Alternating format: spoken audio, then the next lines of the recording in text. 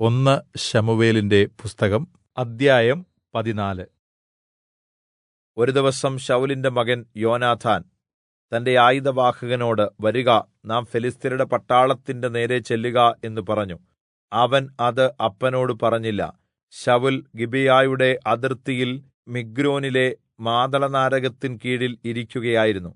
അവനോടുകൂടെ ഉണ്ടായിരുന്ന ഭടന്മാർ ഏകദേശം 600 പേർ ആയിരുന്നു. ശീലോവിൽ യഹോവയുടെ പുരോഹിതനായിരുന്ന ഏലിയുടെ മകനായ ഫീനെഹാസിന്റെ മകനായ ഈഖാബോദിന്റെ സഹോദരനായ അഹീത്തൂബിന്റെ മകൻ അഹിയാവ് ആയിരുന്നു അന്ന് ഏഫോദ് ധരിച്ചിരുന്നത്. യോനാഥാൻ പോയത് ജനം അറിഞ്ഞില്ല. ഫെലിസ്ത്യ സൈന്യത്തെ നേരിടുവാൻ യോനാഥാൻ പോകേണ്ടിയിരുന്ന വഴിയിൽ രണ്ടു വശത്തും മൂർച്ചയേറിയ ഓരോ പാറ ഉണ്ടായിരുന്നു. ഒന്നിന് ബോസേസ് എന്നും മറ്റേതിന് സേനെ എന്നുമായിരുന്നു പേർ. ഒന്ന് വടക്കുവശം മിക്മാസിന് അഭിമുഖമായും മറ്റേത് തെക്കുവശം ഗിബെയയ്ക്ക് അഭിമുഖമായും നിന്നിരുന്നു. യോനാഥാൻ തന്റെ ആയുധവാഹകനോട്, വരിക, നമുക്ക് ഈ അഗ്രചർമ്മികളുടെ പട്ടാളത്തിന് നേരെ ചെല്ലാം. യഹോവ നമുക്ക് വേണ്ടി പ്രവർത്തിക്കും. അധികം കൊണ്ടോ അല്പം കൊണ്ടോ രക്ഷിപ്പാൻ യഹോവയ്ക്ക് പ്രയാസമില്ലല്ലോ എന്ന് പറഞ്ഞു. ആയുധവാഹകൻ അവനോട്, നിന്റെ ഇഷ്ടം പോലെ പ്രവർത്തിക്കുക, നടന്നുകൊള്ളുക, നിന്റെ മനസ്സുപോലെ ഞാൻ നിന്നോട് കൂടെ ഉണ്ട് എന്ന് പറഞ്ഞു. അതിന് യോനാഥാൻ പറഞ്ഞത്, നാം അവരുടെ നേരെ ചെന്ന് അവർക്ക് നമ്മെ തന്നെ കാണിക്കാം. ഞങ്ങൾ വരുന്നതുവരെ അവിടെ നിൽപ്പീൻ എന്ന് അവർ പറഞ്ഞാൽ, നാം അവരുടെ അടുക്കൽ കയറിപ്പോകാതെ നിൽക്കുന്നിടത്തു തന്നെ നമുക്ക് നിൽക്കാം. ഇങ്ങോട്ട് കയറി വരുവീൻ എന്ന് പറഞ്ഞാൽ നമുക്ക് കയറിച്ചെല്ലാം. യഹോവ അവരെ നമ്മുടെ കയ്യിൽ ഏൽപ്പിച്ചിരിക്കുന്നു എന്നതിന് ഇത് നമുക്ക് അടയാളമായിരിക്കും. ഇങ്ങനെ അവർ രണ്ടുപേരും ഫെലിസ്ത്യരുടെ പട്ടാളത്തിന് മുമ്പിൽ പ്രത്യക്ഷപ്പെട്ടപ്പോൾ, ഇതാ, എബ്രായർ ഒളിച്ചിരുന്ന ഗുഹകളിൽ നിന്ന് പുറപ്പെട്ടു വരുന്നു എന്ന് ഫെലിസ്ത്യർ പറഞ്ഞു. പട്ടാളക്കാർ യോനാഥാനോടും അവന്റെ ആയുധവാഹകനോടും, ഇങ്ങോട്ട് കയറി വരുവീൻ, ഞങ്ങൾ നിങ്ങൾക്ക് ഒരു കാര്യം കാണിച്ചു തരാം എന്ന് പറഞ്ഞു. അപ്പോൾ യോനാഥാൻ തന്റെ ആയുധവാഹകനോട്, എന്റെ പിന്നാലെ കയറി വരിക, യഹോവ അവരെ യിസ്രായേലിന്റെ കയ്യിൽ ഏൽപ്പിച്ചിരിക്കുന്നു എന്ന് പറഞ്ഞു. അങ്ങനെ യോനാഥാനും അവന്റെ പിന്നാലെ ആയുധവാഹകനും മുകളിലേക്ക് വലിഞ്ഞു കയറി. ഫെലിസ്ത്യർ യോനാഥാന്റെ മുമ്പിൽ വീണു. ആയുധവാഹകൻ അവന്റെ പിന്നാലെ നടന്ന് അവരെ കൊന്നു. യോനാഥാനും ആയുധവാഹകനും ചെയ്ത ഈ ആദ്യസംഹാരത്തിൽ ഏകദേശം 1/2 ഏക്കർ സ്ഥലത്ത് 20 പേർ വീണു. പാളയത്തിലും പോർക്കളത്തിലും സർവ്വജനത്തിനും നടുക്കമുണ്ടായി. പട്ടാളവും കവർച്ചക്കാരും കൂടെ വിറച്ചു. ദൈവം അയച്ച വലിയൊരു നടുക്കം ഉണ്ടാകത്തക്ക വിധത്തിൽ ഭൂമി കുലുങ്ങി. അപ്പോൾ ബെന്യാമീനിലെ ഗിബെയയിൽ നിന്ന് ശൌലിന്റെ കാവൽക്കാർ നോക്കി. ഫെലിസ്ത്യർ ചിതറി അങ്ങുമിങ്ങും ഓടുന്നത് കണ്ടു. ശൌൽ കൂടെയുള്ള ജനത്തോട്, നമ്മുടെ കൂട്ടത്തിൽ നിന്ന് പോയതാരെന്ന് അറിയുവാൻ എണ്ണിനോക്കുവീൻ എന്ന് കല്പിച്ചു. അവർ എണ്ണിനോക്കിയപ്പോൾ യോനാഥാനും അവന്റെ ആയുധവാഹകനും ഇല്ലായിരുന്നു.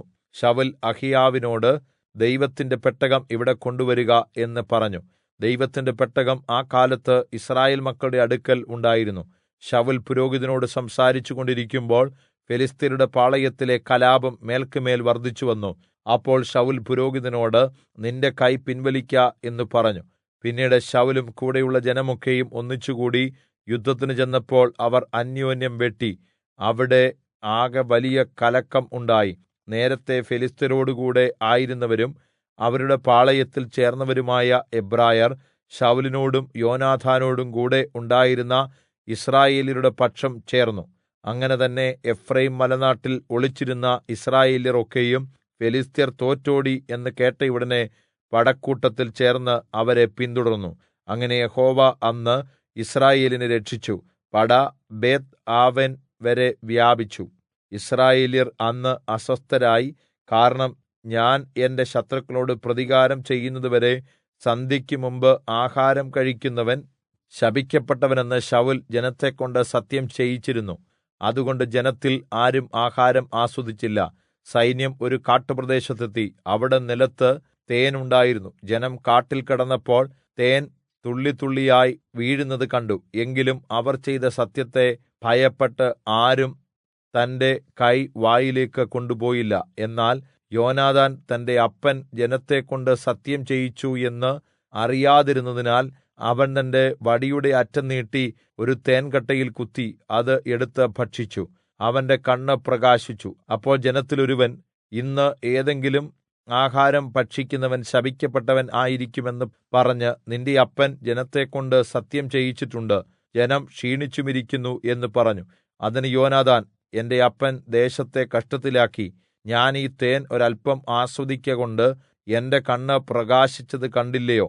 ശത്രുക്കളിൽ നിന്ന് അവർ എടുത്ത ആഹാരപദാർത്ഥങ്ങൾ വേണ്ടുംപോലെ ഭക്ഷിച്ചിരുന്നു എങ്കിൽ എത്ര നന്നായിരുന്നു. എന്നാൽ ഇപ്പോൾ ഫെലിസ്ത്യരുടെ പരാജയം അത്ര വലുതല്ലല്ലോ എന്ന് പറഞ്ഞു.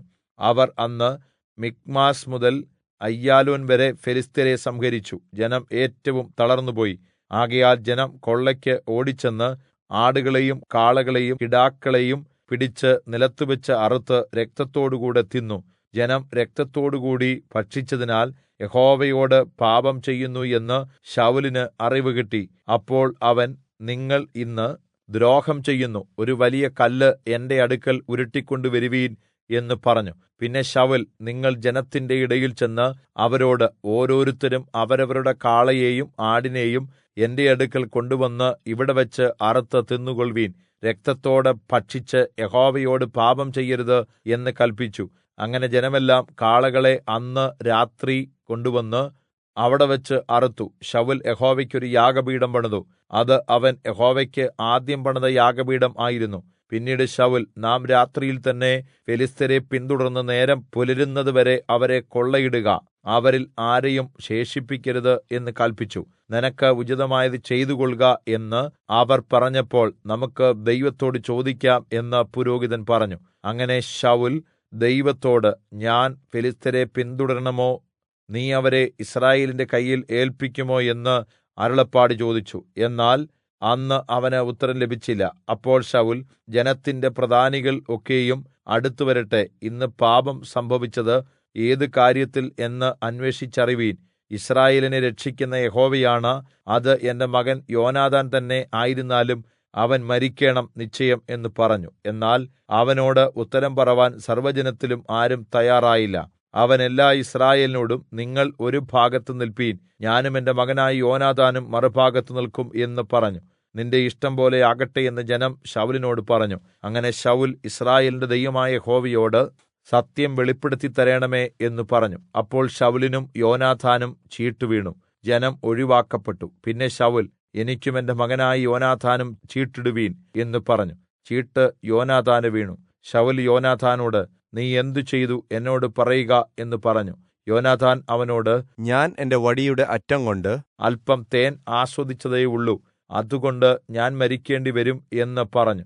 അതിന് ശൌൽ, ദൈവം എന്നോട് അതിന് തക്കവണ്ണവും അധികവും ചെയ്യട്ടെ, യോനാഥാനെ നീ മരിക്കണം എന്ന് ഉത്തരം പറഞ്ഞു. എന്നാൽ ജനം ശൌലിനോട്, യിസ്രായേലിൽ ഈ മഹാരക്ഷ നേടിത്തന്ന യോനാഥാൻ മരിക്കണമോ? ഒരിക്കലും അരുത്. യഹോവയാണ്, അവന്റെ തലയിലെ ഒരു രോമവും നിലത്തു വീഴുകയില്ല. അവൻ ഇന്ന് ദൈവത്തോടു കൂടെ അല്ലയോ പ്രവർത്തിച്ചിരിക്കുന്നത് എന്ന് പറഞ്ഞു. അങ്ങനെ ജനം യോനാഥാനെ രക്ഷിച്ചു. അവൻ മരിക്കേണ്ടി വന്നില്ല. ശൌൽ ഫെലിസ്ത്യരെ പിന്തുടരാതെ മടങ്ങിപ്പോയി. ഫെലിസ്ത്യരും തങ്ങളുടെ സ്ഥലത്തേക്ക് പോയി. ശൌൽ യിസ്രായേലിൽ രാജത്വമേറ്റതിന് ശേഷം മോവാബ്യർ, അമ്മോന്യർ, ഏദോമ്യർ, സോബ രാജാക്കന്മാർ, ഫെലിസ്ത്യർ എന്നിങ്ങനെ ചുറ്റുമുള്ള സകല ജാതികളോടും യുദ്ധം ചെയ്തു. അവൻ ചെന്നിടത്തൊക്കെയും ജയം പ്രാപിച്ചു. അവൻ യുദ്ധം ചെയ്ത് അമാലേക്യരെ ജയിച്ചു. യിസ്രായേല്യരെ കവർച്ചക്കാരുടെ കയ്യിൽ നിന്ന് വിടുവിക്കുകയും ചെയ്തു. എന്നാൽ ശൌലിന്റെ പുത്രന്മാർ യോനാഥാൻ, ഇശ്വി, മൽക്കീശൂവ എന്നിവർ ആയിരുന്നു. അവന്റെ 2 പുത്രിമാർക്കോ മൂത്തവൾക്ക് മേരബ് എന്നും ഇളയവൾക്ക് മീഖൾ എന്നും പേരായിരുന്നു. ശൌലിന്റെ ഭാര്യയുടെ പേര് അഹീനോവാം എന്നായിരുന്നു. അവൾ അഹീമാസിന്റെ മകൾ. അവന്റെ സേനാധിപതിയുടെ പേർ അബ്നേർ എന്നായിരുന്നു. അവൻ ശൌലിന്റെ ഇളയപ്പനായ നേരിന്റെ മകൻ ആയിരുന്നു.